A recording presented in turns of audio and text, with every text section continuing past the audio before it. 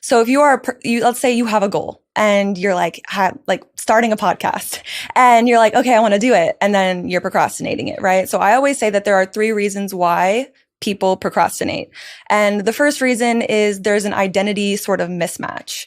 And what I mean by that is that your sense of self and who you believe that you are doesn't match with you working toward the goal of launching a podcast.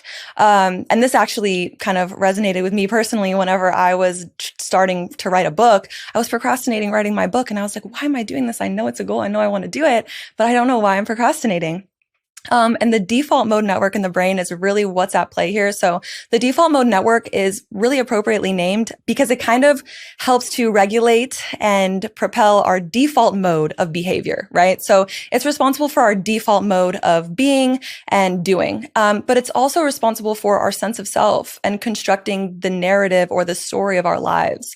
And so if your sense of self doesn't match, if your identity doesn't match whatever it is that you're trying to do, then your default mode network is not really going to be helping you do the behaviors or take the action toward starting a podcast. And so I always tell my clients, I tell my students, I tell everyone on social media, I'm like, just identity shift, shift your identity. You can just start to identify as the version of you who has done the thing. And so that's kind of the first part of that.